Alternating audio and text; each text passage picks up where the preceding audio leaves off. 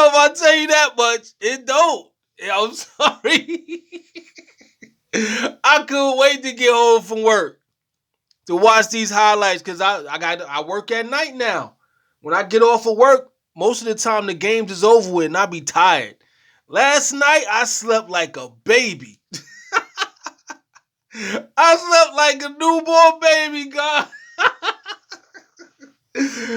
Knowing that RJ put his Mac down so heavy, and then Jakob Pertl had his third ridiculous statistic night. Man, I slept like, man, listen. Y'all know how I be feeling. I be enjoying my moments, man. When I feel good, it's nothing like the day after a Raptors win. And this season is like one of them, like it's not even, we're way better than our record. It's just we got to figure out how to win. That's something totally different. Playing well and figuring out how to win, two totally different things. Because a team that's not performing as well as we are will figure out a way to win and get the W.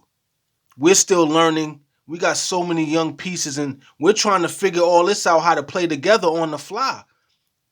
And if you would have told me we'd be this close to winning this many, like I said before, a few of those games go differently, end differently. Even half of them, like we in fifth place probably. With a suspect record. You could be under 500 and be the fifth, sixth seed. But man, last night was beautiful, man. RJ had a masterclass, beautiful night. Some people are going to talk about how many shots he took. Like, there's always people that annoy me.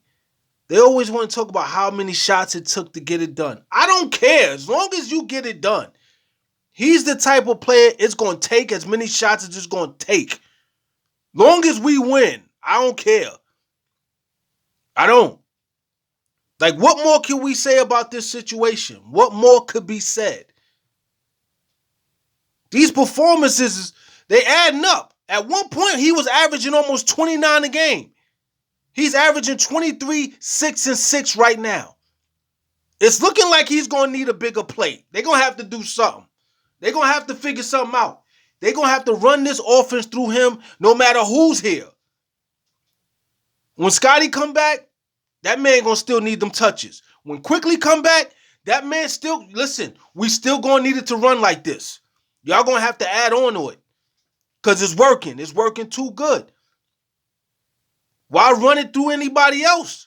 Run it through him and then everybody else eat off that. Whoever gets it going, that's when we feed off of that. But he should be the first option as far as getting fed. As far as getting fed, he should be the first option. He needs a bigger plate. You know what I mean? He hooping right now. We need that. We need that. Coming into this season, if you would have told me he would still, like, he's been playing all year. He's been playing he hasn't had any real time off. And mind you, he's playing with a heavy heart. I can only imagine what it's like. I'm an older brother. I can't imagine losing my younger sister. Like, I don't know. Like, I don't know if it would take me years to recover. Or I might not recover at all. Like, I can't imagine when everything is going right for you, you lose your, man. Basketball might have been the furthest thing from my mind. Like, and he's still dedicating himself to just bodying shit. Like, it may be his solitude. It may bring him peace, but there's still them other 22 hours when you're not hooping.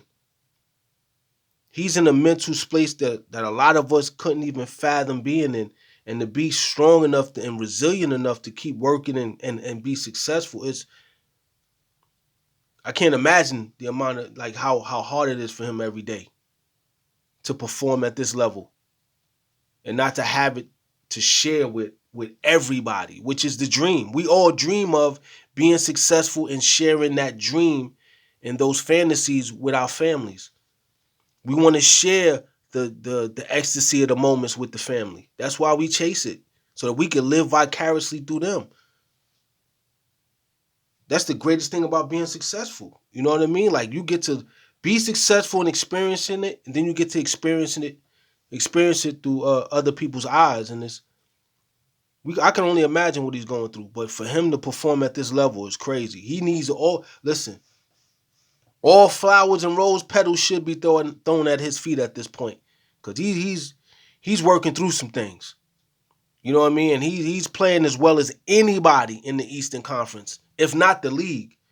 He's had, like, everybody has had their ups and downs. Everybody has had their games where they weren't 100%, and mind you, he's not playing at 100%. He's producing though. That production is crazy. 39, 9, and 5, and we got the W. Shit. In stellar fashion, I might add. We both needed that win. The Pacers and the Raptors both needed that win. We're trying to dig ourselves out of this hole. And for us, we got to start accumulating these wins to do so. Beautiful. RJ's playing as well as anybody. Off nights included. You know what I mean? And he's playing himself into some real good milestone-ish conversations. He should be an all-star. In my eyes, he's an all-star.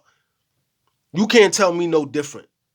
All he needs is we get the wins, and his name could be on the ballot. That's the perfect opportunity for him to get in. He's an all-star.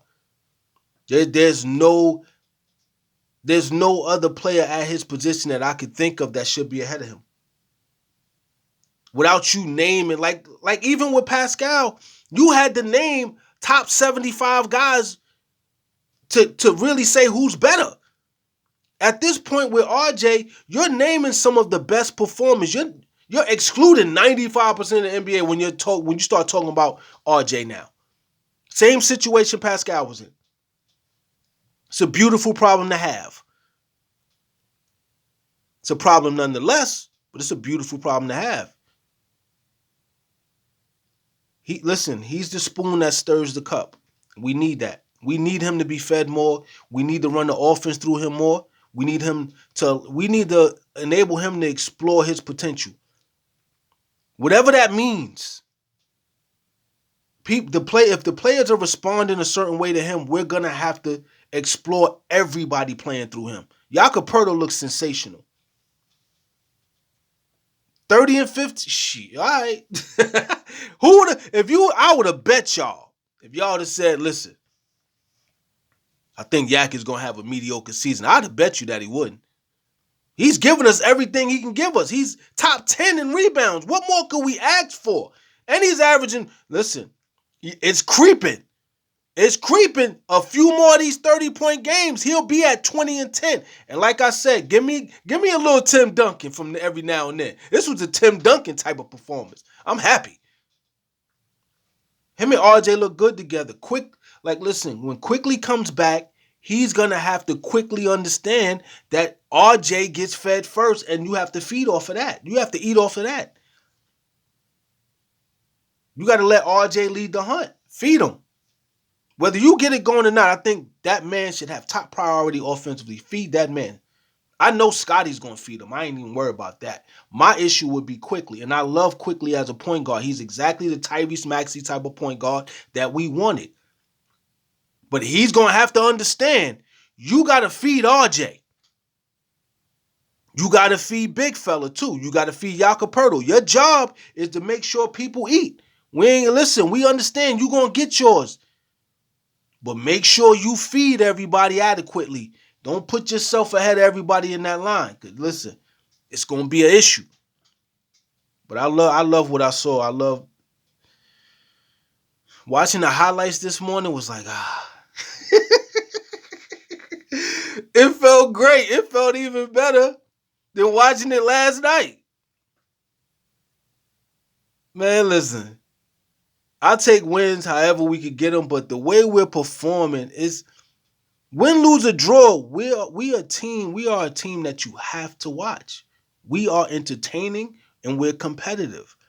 And it's genuine competitiveness that you see. It's not some synthetic, you know what I mean, where everybody's trying to pretend to compete against each other when they're really going to the club with each other later on tonight. Ain't nobody hanging out with us, and we ain't hanging out with y'all. Fuck about what y'all doing after this game.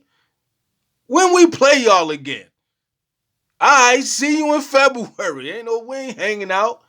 It ain't like that. We coming to compete. You in the way. And that's how we treating everybody. You in the way. You're the problem. We got to figure this out to get y'all out the way and get back into playoff space and get back to doing what we do so we can get this other ring. The mission don't change. The NBA is changing, and it's going to fall right into our lap the way I've been saying for years.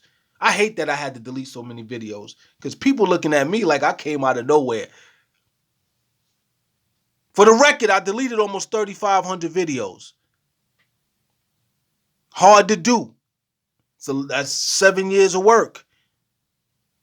The last 3-4 years as a Raptors fan, that's all our work gone. But we're going to create some greater memories. We're going to create some dope memories ahead. I ain't even worried about it, but it's just, I like the fact that our team is motivated to compete.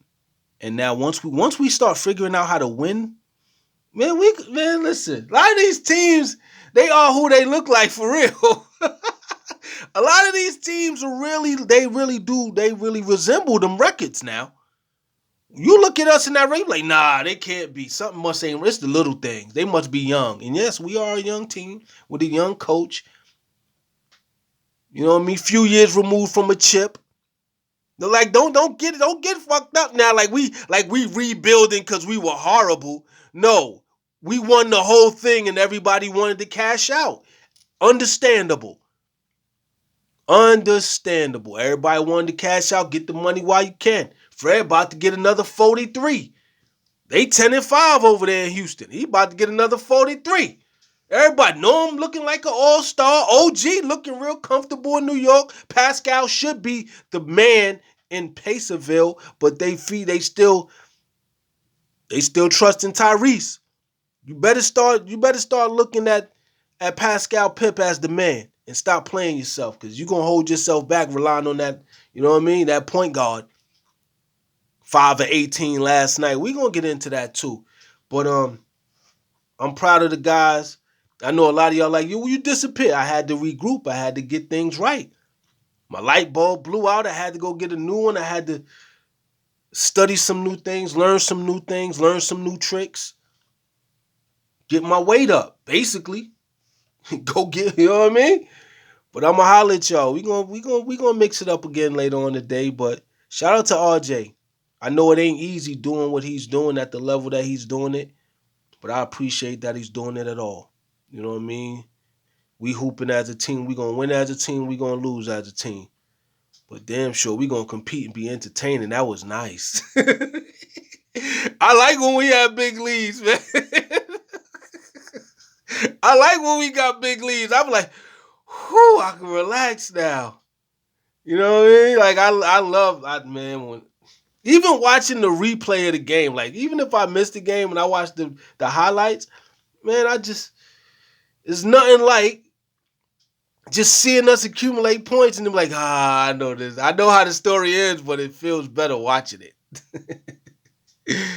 It's nothing like winning. I'm sorry. I love winning. I know a lot of y'all, we all understand the value of losses and what it teaches us, but I love winning. Like, I'm old enough to understand it and appreciate the process and really love it. Listen, these 3 wins that we got, whoo, love them all.